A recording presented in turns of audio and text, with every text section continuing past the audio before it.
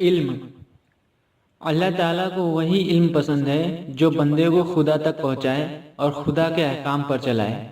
دین کا اتنا علم حاصل کر لے کہ جس سے اپنا دین درست ہو سکے، ہر مسلمان پر فرض ہے۔ اب بندہ نے اللہ کی غلامی کا اقرار کر لیا اور دل میں اللہ کے حکم پر چلنے کا پکا ارادہ کر لیا، تو اب بندہ کے ذمہ ضروری ہے کہ خدا کے حکموں کو معلوم کرے اور عبادت کے طریقے دریافت کر لے۔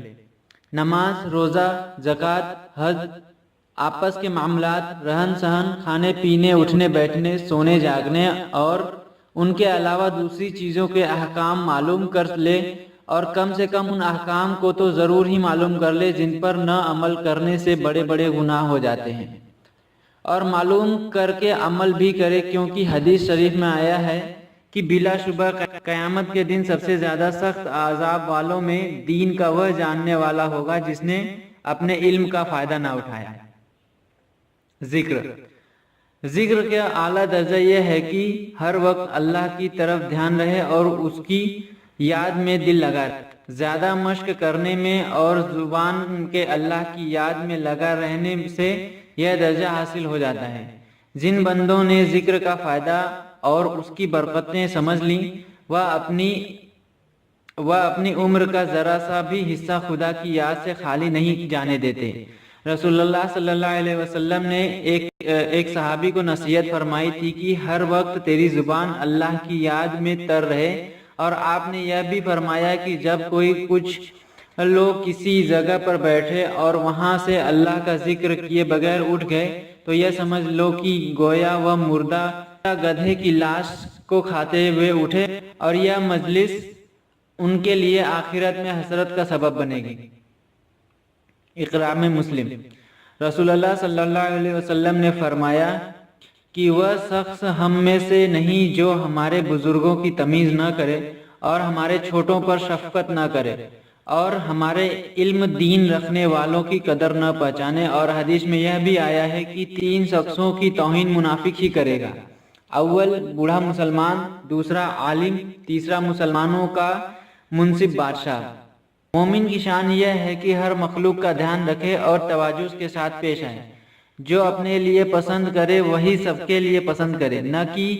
نہ کسی کے بغض رکھے اور نہ حسد کو دل میں جگہ دے، نہ اپنے کو بڑا سمجھے، سب کے ساتھ اچھے اخلاق سے پیش آئے، مسلمان کو خود سلام کرے، کوئی ستائے تو معاف کر دے۔ اخلاص نیت۔ جو بھی نیک کام کرنا ہے وہ صرف اللہ تعالیٰ کو راضی کرنے کے لیے کرنا ہے۔ اگر کسی دکھاوے کے لیے کوئی کام کیا جائے تو ثواب نہیں ملے گا اور عمل بیکار ہوگا۔ تفریغ وقت کا لفظی ترجمہ وقت کا خالی کرنا ہے، اور اس کا مطلب یہ ہے کہ دنیا کے مشغلوں اور فنا ہو جانے والی زندگی کے دھندوں کو چھوڑ کر زندگی کا بہت بڑا حصہ مذہب، رضائے الہی کے لیے خرچ کیا جائے، اور اللہ کے احکام کو دوسروں تک پہنچانے کے لیے گھر بار چھوڑ کر خود اپنا ایمان قوی کرے۔ زندگی کے اس حصے میں پچھلے 5 نمبروں کی حقیقت اور تقاضوں کو سمجھنے اور ان پر عمل کرنے کی مشق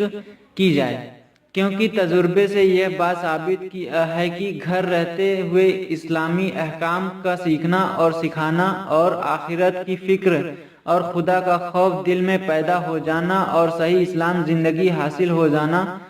خصوصاً ہمارے اس زمانے میں بہت دشوار ہے۔ اس لیے ضرورت ہے کہ دنیا کے مشغلوں سے آزاد ہو کر اور اللہ سے تعلق کو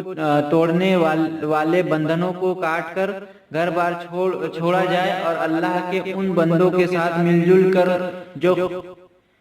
خدا کی رضا حاصل کرنے کے لیے وطن چھوڑ چکے ہوں، جماعتی شکل میں دینی احکام سیکھنے اور سکھانے کی مشق کی جائے، اور